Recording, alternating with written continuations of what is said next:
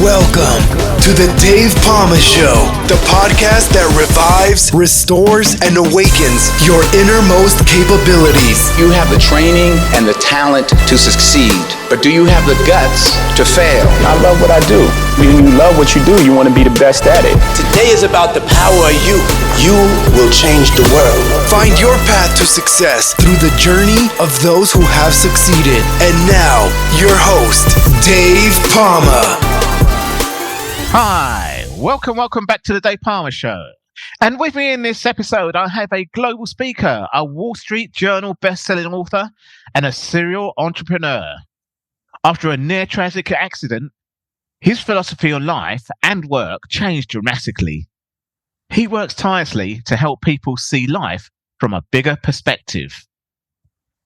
Jeremie Kubicek, welcome to the Dave Palma Show. Yeah. Is that right?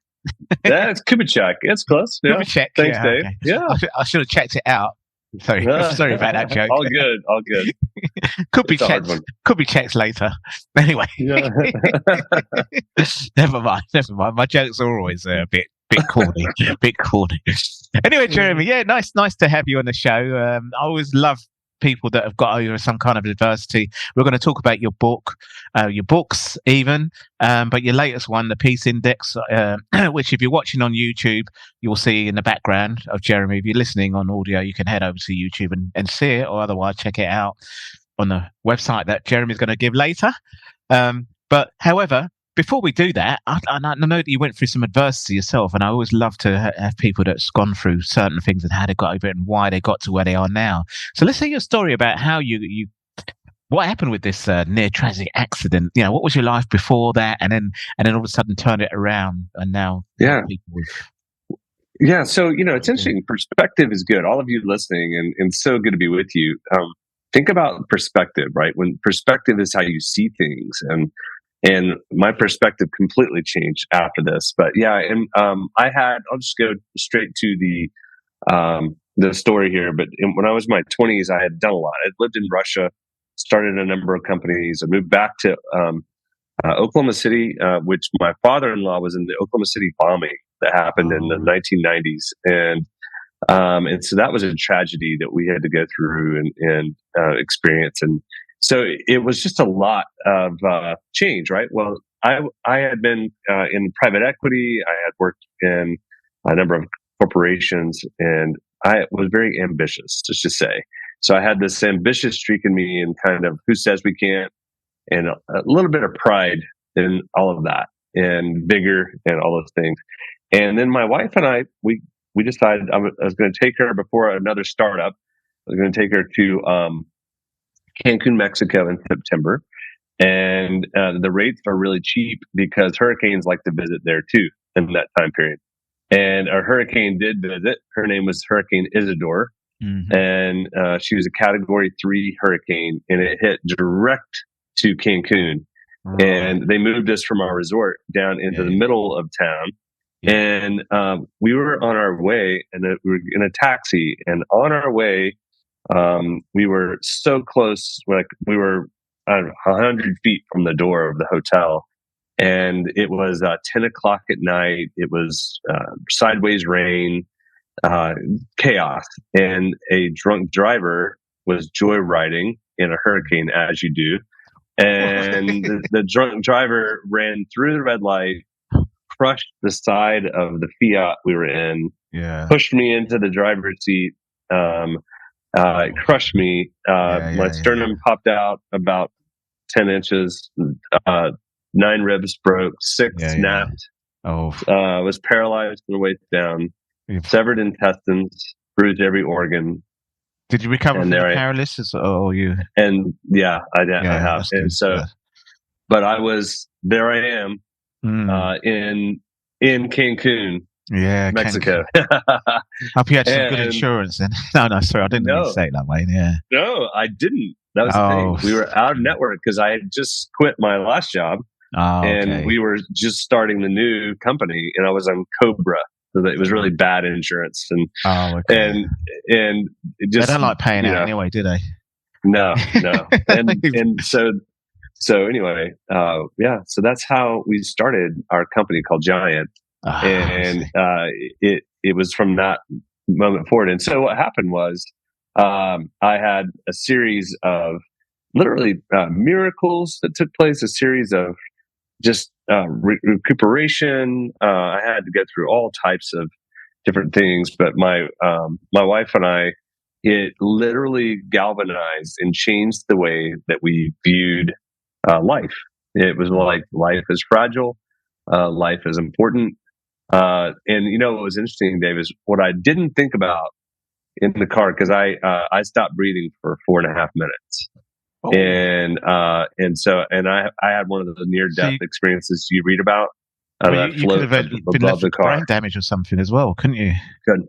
Yeah. So I left it I was above the car. I could see down. I was at total peace. And but the things I wasn't thinking about was all the companies I started. I wasn't thinking about those initiatives. The things I could think of were very much spiritual. Was I a good dad? Was I a good husband? Those were the things I thought of in that last moment of life. Right, I see. And so it really did. It affected the way that I do everything. And so our brand was called Giant. Yeah. So when I got back, we changed the Giant to a little I, and we squashed it was a big GIANT, and we changed the I to a little, and it stands for humility, not pride. And so that's our brand now of Giant because of that wreck. Right. Well, that's amazing. And you also give some insights to people as what can happen in the moment of your thinking about life. Obviously there's a lot of work around mindfulness and being in the moment and thinking, but yeah. It's nuts, Dave, and you probably experienced this in your background and your story, right? But with, shock, and you see a lot of people in shock. For me, I've been to a lot of road accidents. Obviously, sometimes not saved, sometimes saved. So yeah. So the shock for me was like when it happened. I was outwardly I was screaming, but inwardly I was like, I can't believe I just got hit. Oh, I can see my sternum. Oh, my back is broken. I mean, it was very logical. Yeah. While I was screaming on the outside, it was really strange. And my wife and I both experienced it, and we saw what it was like to be in the hardest situation and how we handled each other and worked to help each other. And it was really, again, galvanizing was the word I'm using. Yeah. Well, it's amazing how you got through all that anyway. And obviously you're both living a good life now and obviously change your priorities around because, without your health, what have you got? There's always a saying, isn't it? So that is absolutely true. So that's great that's happened. Not that the accidents happened, that you've managed to turn it around and got yourself kind of like. It made such this sounds so weird to say, but it made such an impact on our life that I would do it again because of the impact it had. I wouldn't want to do it again. No, you wouldn't want to. No. But I would do it again because of how. Yeah. Probably in a less painful way, kind of thing. Really. Yeah. When did this happen again? What year was this? This was 2002. So it was a long time ago. So, when the pandemic happened, obviously it hit a lot of people. And then there's probably some people who went through tragedies anyway. I mean, I say I've got certain things that's happened to me. Well, I can tell you I caught dengue fever because I was out in the Philippines. And then the second year of the pandemic, I got diagnosed with prostate cancer, which was aggressive and then started to advance. So I had to move back permanently back to the UK. And everyone was in the thing what you was doing, which was, well, hang on a minute, my life's changed with this pandemic. I don't have a business anymore. I can't do the travel industry or the gym industry, or my gym's closed forever. And pivot, and that's basically what you did, wasn't it? People had to. Right. You did it in the moment almost. Do you see what I mean? I kind of pivoted anyway, but my podcast was just going extremely well before all that was going on, and I still managed to carry it on. I had to stop a few times, obviously, for my treatments and things like that. But sure, same thing, really. Same thing. And that's where, so from that moment, I started to create tools with me and then my business partner, Steve Cockram, to actually help people deal with tragedy or deal with issues and so we have about 75 tools, and we made them visual tools. So people can actually deal with things and put language around it. And so one of them is the Peace Index. And that was my book before last. I had one that just came out, the Communication Code. But the Peace Index, I was trying to figure out how am I at peace when everything's falling apart around me? So we created this simple system around 5 words. And you take a test. It's an assessment. So the idea is you have a number over your head right now. Every one of you listening, you have a number over your head. And that number is accumulation of 5 different elements of peace. It's how's your purpose, 1 through 100. Yeah. How are the people in your life, 1 through 100? How's your place in your life? Place would be your spaces, your house, your neighborhood, your office, your ecology. How about your ecology, basically. Yeah. Your personal health, which is physical, the whole mental, everything. Yeah. And then how's your provision, which is your earnings, and do you have enough to live the life that you're living? Not do you have enough for what you want, but it's really more, do you have enough for what you need? And so the idea then is one of those is usually off in a significant way. And so if I said 1 through 100 right now, if you wanted to take the test, you go, how's your purpose? I'm at 86 right now. Right. How much of what you're doing matches who you are? 86. And that's subjective. Your 86 could be someone else's 82. But how about the people in your life? Well, I've got a mother-in-law situation, or I've got a so-and-so. I've got a child who's got something going on, right? And that drags the piece down. Place, well, we're remodeling in our place. It's personal health. Yeah, I've had dengue fever. I've had prostate cancer. That's affected your number. Yeah. And in provision. So then what happens then is the Peace Index is basically an indicator of that number for today. It can change tomorrow, and it can change the next day, but it gives you common language versus if I go, hey, Dave, how are you, man? How you doing? And you're like, I'm okay. I'm like, I don't know what to do with that. Yeah. But in the case of the Peace Index, it's actually very, very helpful language. It works for teenagers. It's amazing. They respond to it. It works for employees because it's not going too deep. We're just giving that enough to go, hey, my Peace Index, I'm at a 75 today. My purpose is a little bit off. Yeah. Or whatever it is. And then when you know what's off, you can control the controllables. You can do something about it. So sometimes I tell people if it's a place issue, can you move? Can you rearrange your room? Can you clean up your house? There's certain things you can do that can increase each level or each circle. Does that make sense? It does make sense indeed, yeah. The thing that came to mind while you were talking about all that, I mean, it's easier actually to understand your one, but it's the wheel of life that a lot of life coaches and coaches, not all, but I mean, I've come across it. You could manipulate it in whichever way you want. But it kind of like reminds me of that, where it's got health and fitness. But I suppose how different is yours in terms of that? Yeah, it's really what I'm asking is at what level of peace are you at? Where are you today in this moment? It's much simpler. Yeah. And then you accumulate your entire number to go, hey, today I'm a 92. Right. Okay. Yesterday I had a fender bender. A guy hits me in a parking lot. Yeah. And I'm like, really? And so it took my peace number that I was probably at a 95.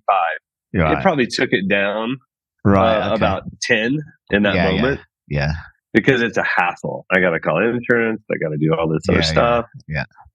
But today I'm fine. It's still a hassle, but I'm back up. Right.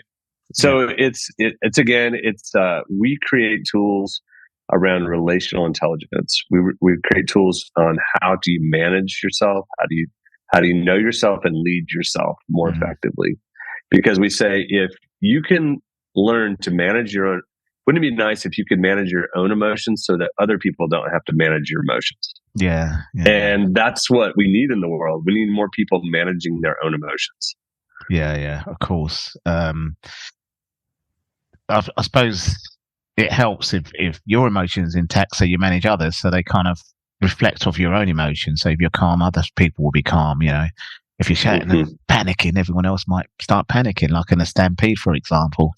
It sets other people off and it causes a stampede, that kind of thing.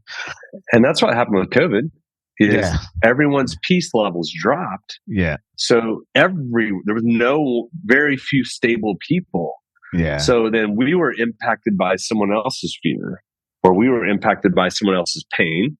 If they were sick, so we were impacted by so many different things at once. Yeah. And like, what would have to happen? Like, how do you have internal peace when there's no external peace? Yeah. And that's resolve. And the idea of, can we have more resolve? And so can we manage ourselves a little bit more effectively, so we're a buoy for people in the midst of hard times. The other thing is that self-care was a big word that was bandied around by especially the politicians, even that was responsible for putting the lockdown laws, or if you like, and then they said, right, it's time for self-care. I suppose the peace index is kind of doing that for you, isn't it? It is. Yeah, absolutely, it does. So it gives you common language and a tool that you can immediately transfer and teach someone else. Yeah. And when you have that common language, it literally creates objectivity, not subjectivity. And so that objective common language is something that people can oh yeah, I know what you mean when you ask. So and so the same thing happened. So we had, can we pivot over and I can share another story? Yeah, sure. Of course. Yep. So at this one, we had some drama that took place, but it's not like a car accident. No. This one was between Steve and I, and it was just frustration and anger. Right. And so my business partner, we were, he lives in George Croft, which is West London. Yeah. And we were meeting to sell. I was flying in to celebrate a strategic partnership being put in place. So we had agreed to the terms, and then I got there and the terms changed, but it ended up being better. But it was just different. Yeah. So we come to celebrate in this restaurant called Jack and Alice, and we were hanging out. It was actually having a late tea, and just or grabbing a drink before dinner. But we were talking. I was there expecting to celebrate, and then I share the terms and all that we're doing. I'm like, "Hey, I'm here to celebrate." He heard it and started to critique. Well, why did we do that? And why didn't you do this? And well, that's not what we said. And I'm stopping and I start to turn red, and I'm just getting mad because I was like, this was a trend. This happened a lot. And I'm like, I can't ever celebrate. And so I remember just going, dude, stop. I had enough. And literally in the restaurant, we get in a fight. Oh, and really? Not fist fight. Not sorry. Fist fight. Yeah. We get in a yelling match. Yeah. I get in, and I just blew up. Yeah. And people look at me, and I had enough. Yeah. And then we calmed down, and he's like, well, what is it you want? What are you expecting? I'm like, I want you to celebrate. I want to know that you care for how much work I put in on this. This is better. It's different. It's just better. And why is this so hard? And blah, blah, blah. And he goes, but why don't you ever let me collaborate? I'm like, well, you aren't collaborating. You're critiquing. You're being critical. So what happened is we realized that communication is made up of transmissions. When you if I transmit something to you, there's an expectation attached to it. Yeah. An expectation has a code word. So right then and there, we built this tool called the communication code. And it was our latest book. It's been number one on Amazon. Right. Yeah. It's done really well. And just launched last month. Yeah. Yes. That's right. Yeah.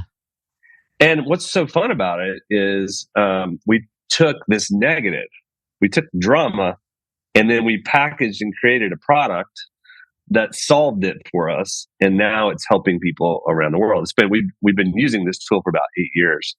But what was interesting about Dave is we sat down and realized that there's a code just like the Enigma code for the Germans. Yeah. that if you break a code, you can understand someone's expectations. If you meet those expectations, you can improve the communication. If you improve the communication, you can unlock a relationship. Yeah. And we realize that most relationships are locked up because of unmet expectations. Right. Yeah. And so we created 5 code words.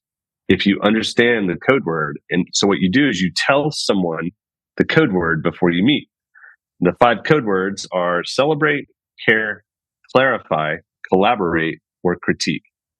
So if I come to you and go, hey, Dave, I've got something I want to share. I want you to clarify first, and then I really need your collaboration. I want to make sure we're set, but then I want you to collaborate. You have full freedom to do so. Or, hey, I've got this idea. I want you to critique it and make it better. Or, hey, Dave, I just need your care. I don't want to I don't need to collaborate. I just need you to listen. Yeah. Yeah. And so if people can give the code word and then other people can play in that code word, then there's a better chance of communication and less drama. And most of the issues that happen with adults are missed expectations and drama. Right. Okay. Yeah. Yeah. Certainly drama That's the anyway. idea. Yeah. Yeah. That's it. Yeah. Yeah. No, absolutely. So, tell us more about the work that you do for all to know more about it. What was your background anyway before all this? Did you come from a coaching background or? I'm an entrepreneur. Degree? Okay, so I'm a business major. I started. I've started over 20 companies. Yeah. In Russia, London, Atlanta. Whereabouts in Russia? In Moscow. In the early 90s. I've been there twice. Yeah, I've been in Moscow twice. I lived there in the early 90s during So I had a client assassinated. I had a coup attempt. I was stuck for 3 days. There was a lot going on there. But the Russians also came to London and had tried a few things as well. Some chemical attacks was the last thing, but there was even a gunfight outside our second business district in Canary Wharf. You've heard of that? About a few years before that, and all kinds of things. I think they're all linked to Putin, the last one.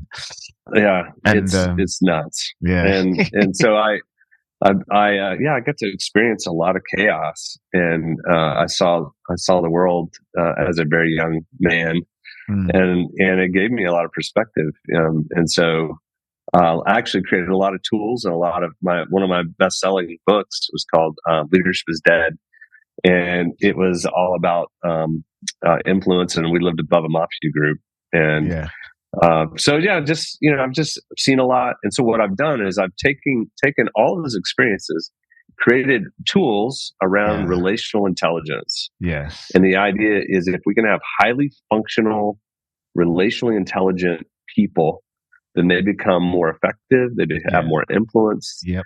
They have more success, but they also they bring more stability in a chaotic world. Sounds very, very sound to me. And also, relational doesn't necessarily mean people, when they hear a relationship, they think, oh, boy and girl, or whatever relationship. It means it's not a love thing, is it? It could be with your colleagues, like you say. For us, it's a lot to do with colleagues. When I was in the fire service, and also you have to relate to your community, and that sort of thing. And it's not just simply networking, is it? So it's relational dynamics. So it's the idea: do you know your personality? Do you know other people's personality? Can you know yourself, and can you lead yourself? Right. And that's the idea. Can you lead yourself? And if you can't lead yourself, then there's going to be chaos around you.